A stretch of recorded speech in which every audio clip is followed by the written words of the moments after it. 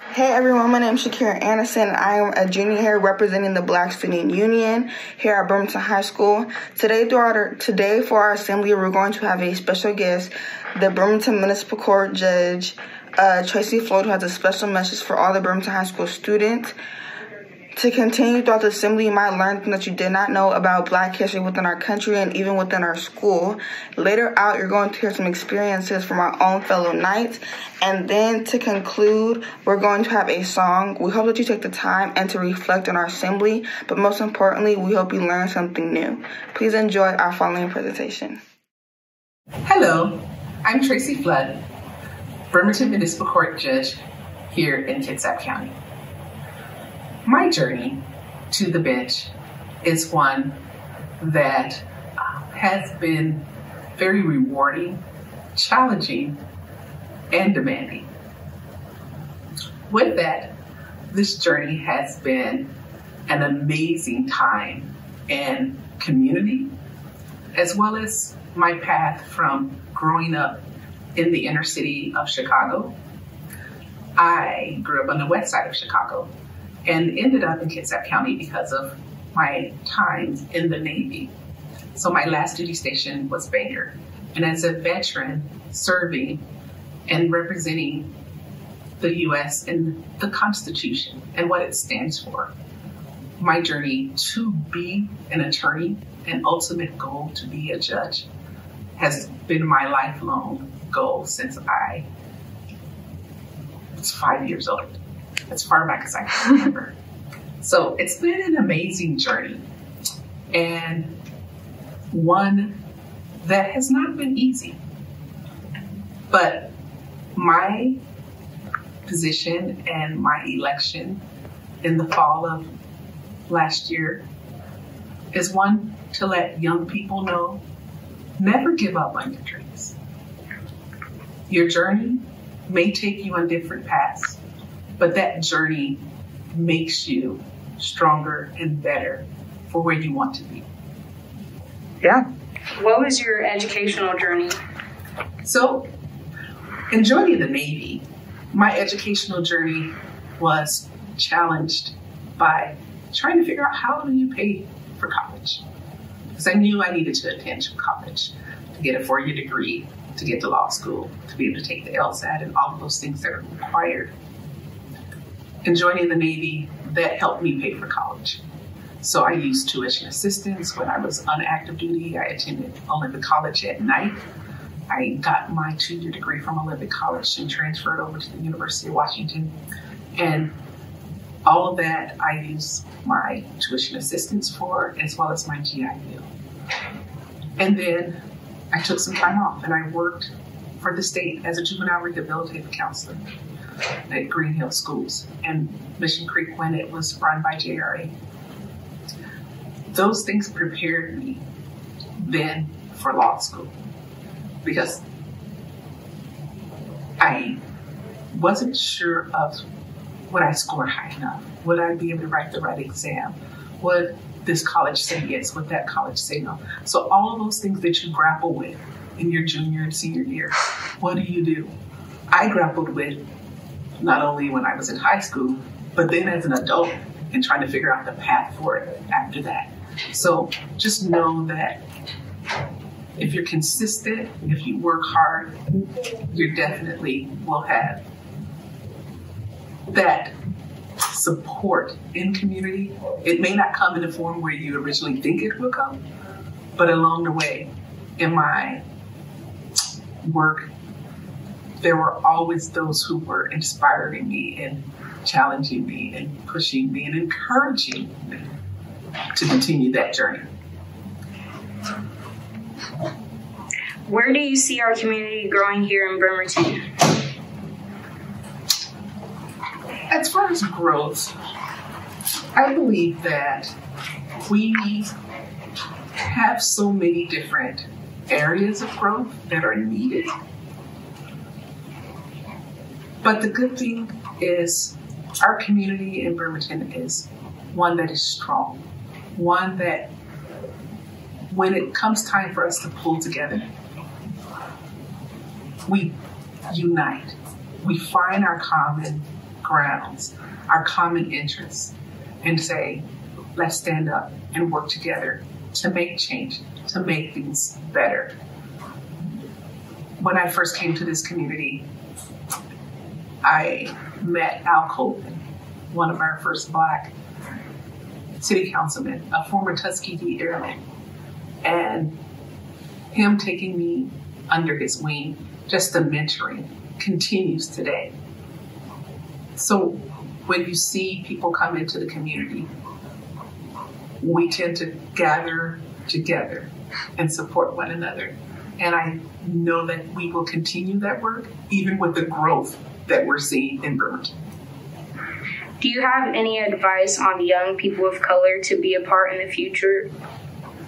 Well, here at the Bremerton Municipal Court, I'm so hopeful that our young African American youth will get involved with the Youth in Law Forum that I'm looking to establish, and where you will be able to come into the courthouse and participate, and similar to the mock trials that the YMCA does, but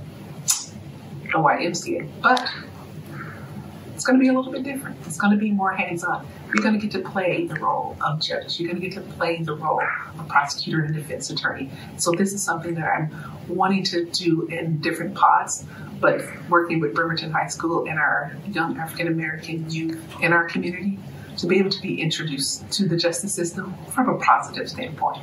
So I see your future as bright because I'm committed to it. And lastly, what does Black History mean to you?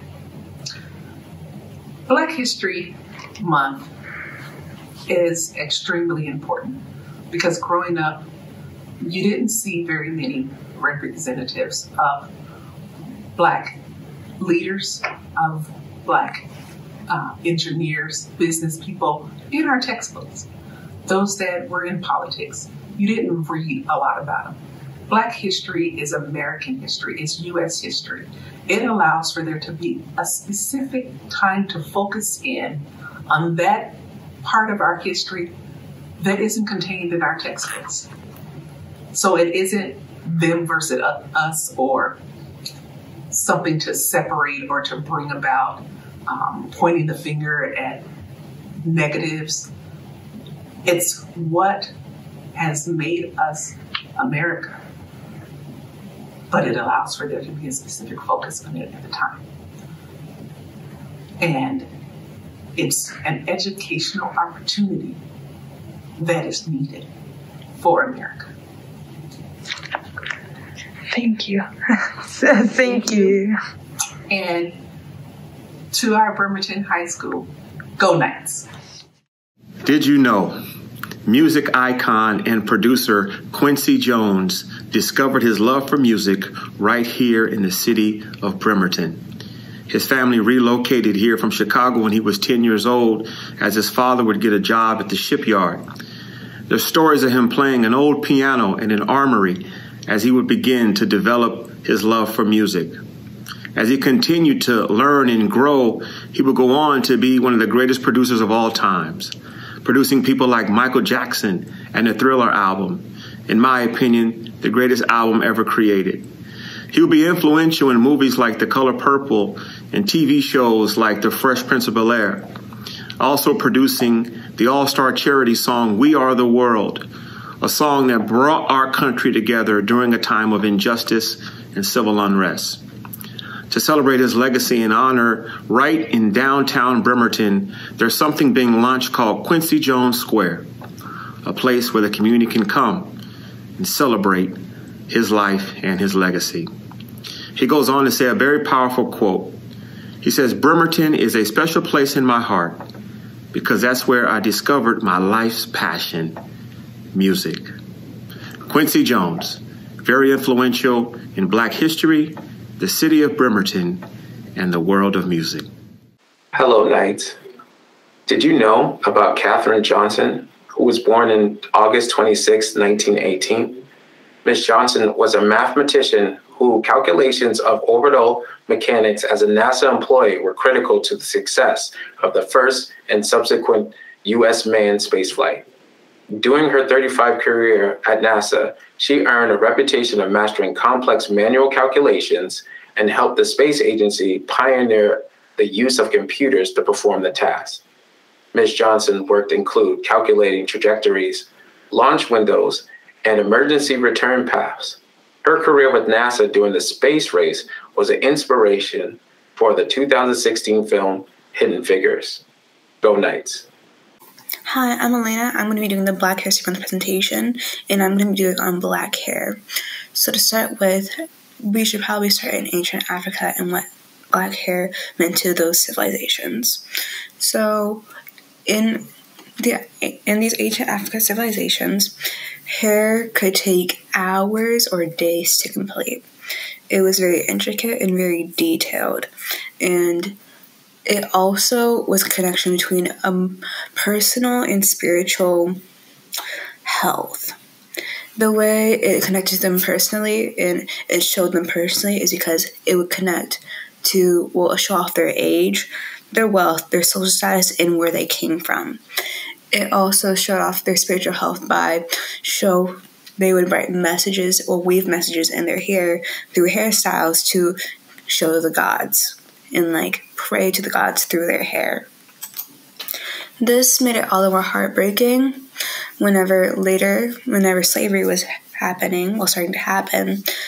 An estimated amount of 12 million slaves were forced to shave off their head, and this was one of the first actions they were put through whenever they were made to be a slave. Because the reason why they were forced to shave off their hair is because of how deeply it mattered to them. It was a way of cutting off their emotional connection to where they came from and their spiritual connection to where they came from, two of the biggest things that mattered to them at this moment in time. This is also when texturism was introduced, and it's basically whenever someone or a group of people believe that one hair type or one hair texture is better than the other. And of course the preferred beauty standard in hair type was more Eurocentrically based. So black hair was not seen as a good thing. And black slaves with less curlier hair and lighter skin were given more preferable jobs. This ended up being really damaging to more curlier headed and darker slaves because they would do damaging things to their skin and to their hair to get to be more preferred to their slave masters. In the later 17th century, there was a law passed that black women were no longer allowed to wear their hair out. So instead, like the ones that I've showed off on the slides, they were forced to wear and make bonnets. Whenever making these, and because they were forced to make these bonnets and wear these bonnets, the reason why this law was passed is because black women were doing their hair too intricately. Because around this time they were said to be free, quote unquote free, they had more autonomy over their bodies and were able to take care of their hair more properly. This led to more intricate styles too, which was seen to be going against the status quo. So they were forced to get their head wraps, and because they wanted to fight back, they ended up making their hair scarves out of really colorful fabric that sometimes incorporated jewels too, so they can make them as beautiful as possible as a sense of retaliation.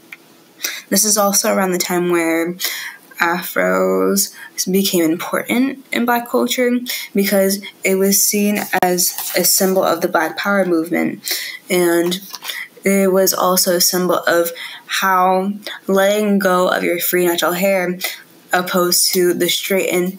Whenever they were being forced to straighten their hair, it was meant to give them a sense of autonomy again, a sense of self-respect that they didn't get before when they were being forced to do things to their hair that they didn't want to do. And of course, this issue is not yet over. There's actually a Duke study that was done in 2020,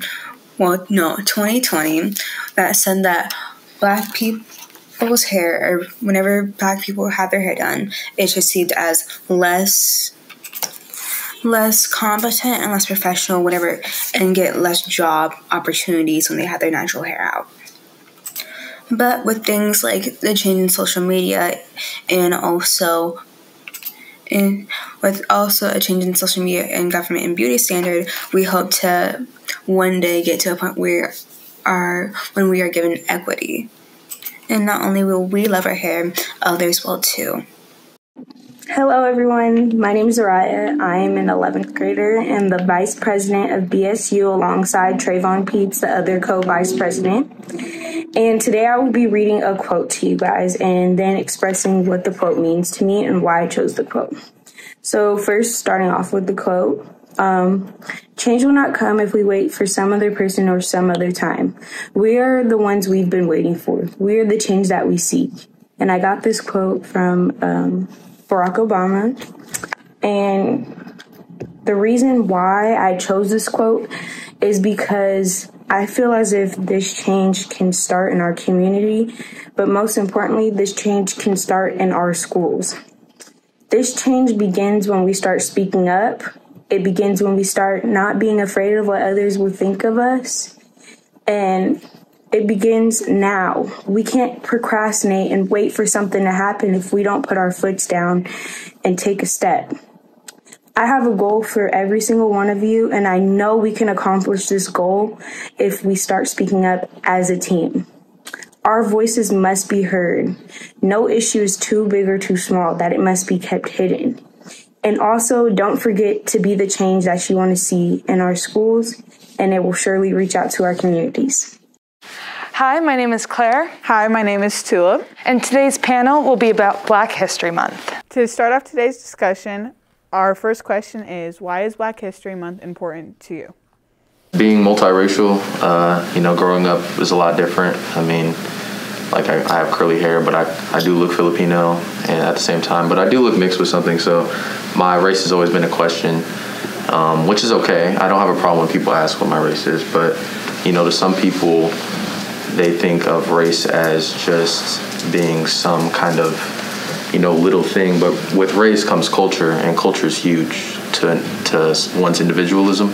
And I think when people kind of disregard that person's individualism and culture, it's offensive. And I think Black History Month is like a time to really gain a better understanding of one's culture and individualism.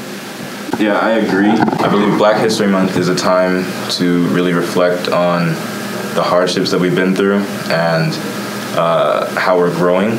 And though Black History Month is an important time to reflect on these things, I do think that we should have that mindset every day. Mm-hmm. So every day of the year. Mm-hmm. So, yeah. It's also time for us to grow and take notes of things that we did in the past so we can better work to a future of better equality and just be providing a better future for future generations.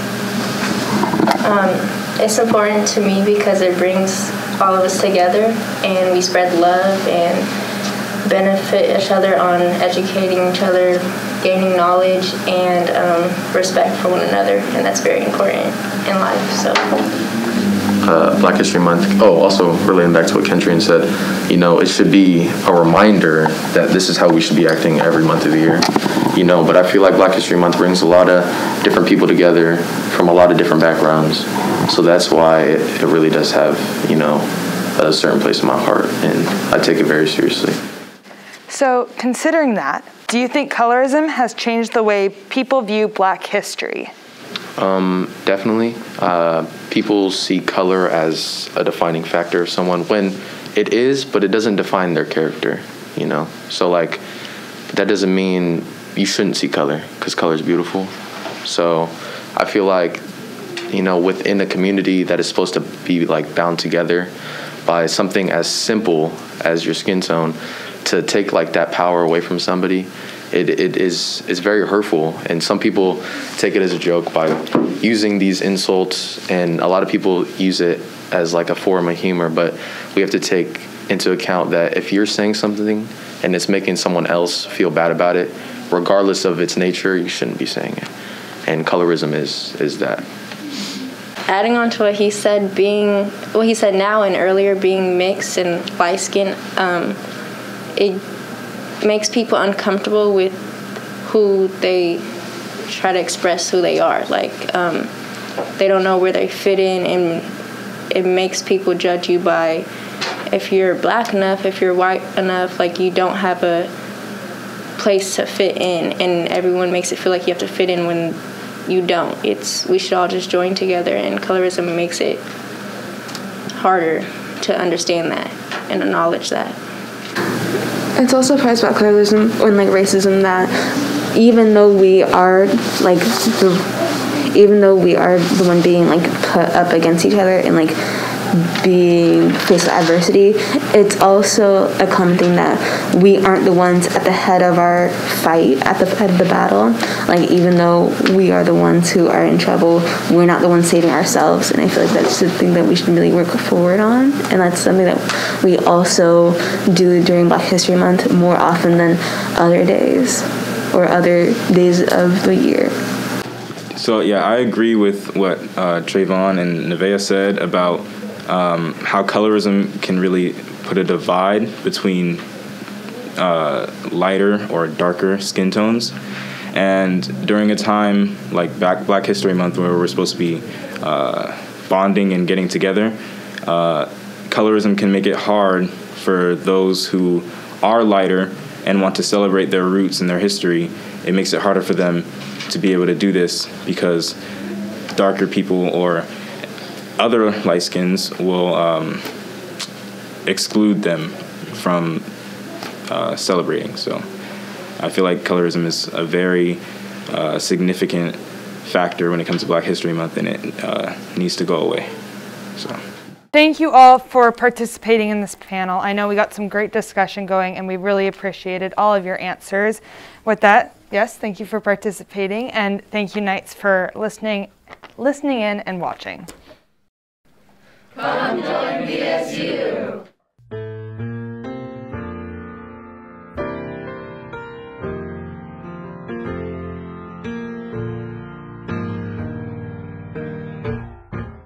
Lift every voice and sing till earth and heaven ring.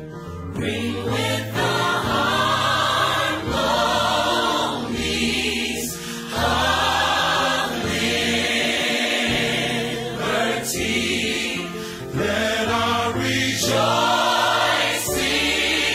rise high as the listening skies. Let it resound. Let it resound. Loud as the rolling sea. I like this part right here. Come on. Sing a song full of the faith that the dark past has taught us. Sing a song full of the hope that the present has brought us. Facing the rising sun of a new day begun.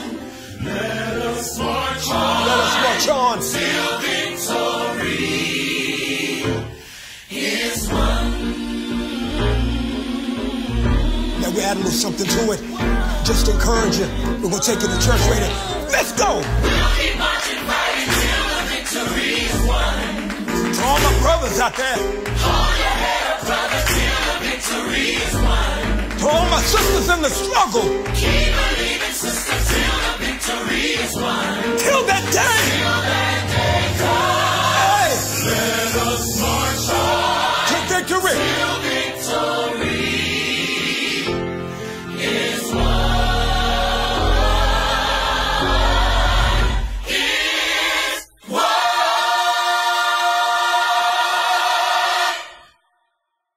Hello, all students and admin. My name is Promise Bell, and I'm the president of BSU.